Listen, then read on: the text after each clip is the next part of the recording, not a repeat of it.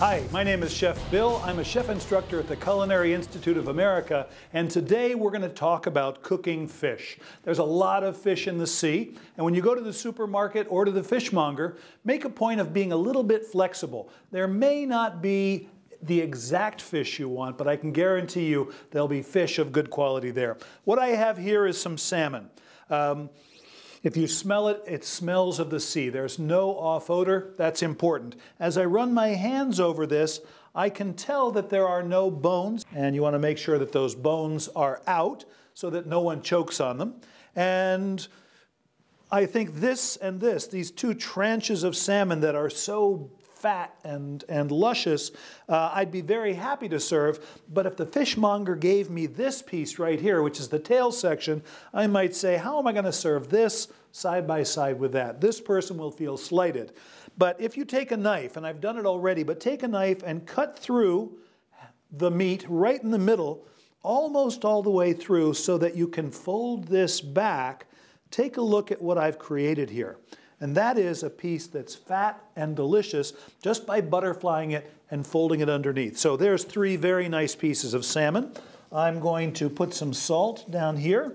I'm going to put a little bit of pepper down here. And I'm going to take the fish and lay it right onto the salt and pepper. This fish, as it lives its life, bobs around in water all day long. It never has to fight with gravity, and for that reason, the musculature is very delicate. It's easy to tear this fish, so handle it gingerly. Handle it as though it were a baby, and I think you're on the right track. Salt and pepper on the other side. I'm going to pat that in. I'm going to put the oil in, and I'm going to let it heat until the oil begins just to smoke a little bit. That tells me it's as hot as it can get, and if I let it stay on there, it's going to begin to break down. I want to put the fish into the pan with the presentation side down first. When the pan is clean, I want that portion of fish that's going to be uppermost to the diner to go in first.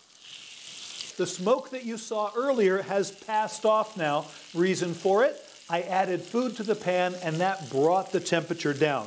If the pan was hot, when you put the fish in there and the fish was dry and seasoned, it should separate from the pan very, very easily. If the pan were cold and the fish were wet and you put the fish in there, there's a good chance that it was going to stick. So just be aware of that. Be a little bit careful about how you handle this. I can see that each of these pieces of fish moves independent of the pan, which means that it is not sticking.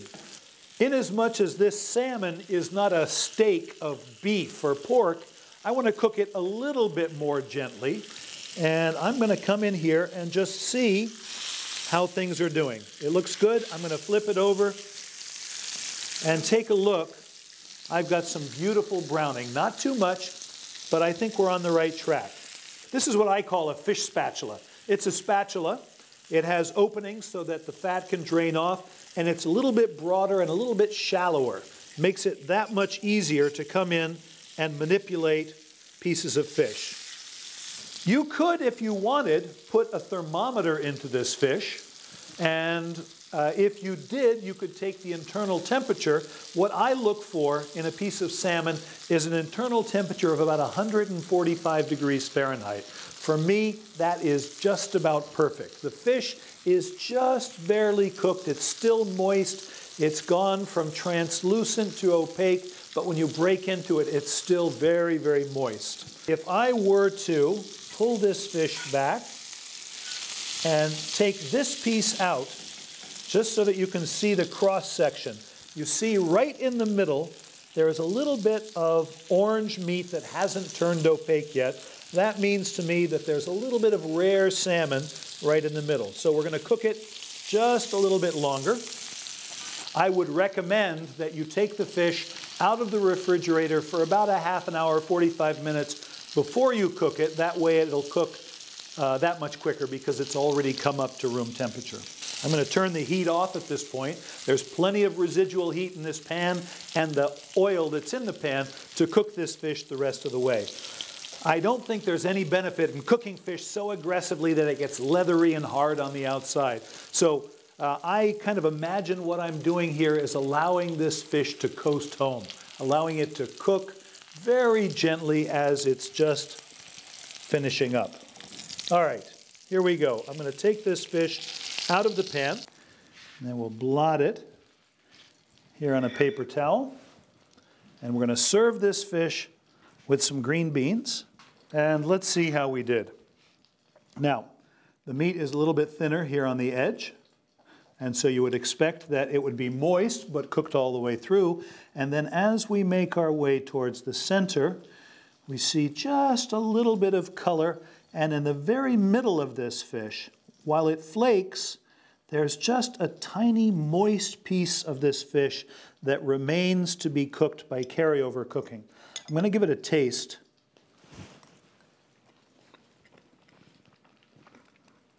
The fish is so moist and delicious and delicate when you cook it this way. Cook it for an extra minute and it becomes dry and a little bit crumbly, and I don't think that's what you want at all. This really is right around 145 degrees. If you have an instant read thermometer at home, that would be the tool of choice. Or cook enough salmon so that you know exactly how it feels and exactly how long it should take, and you'll get it right every time.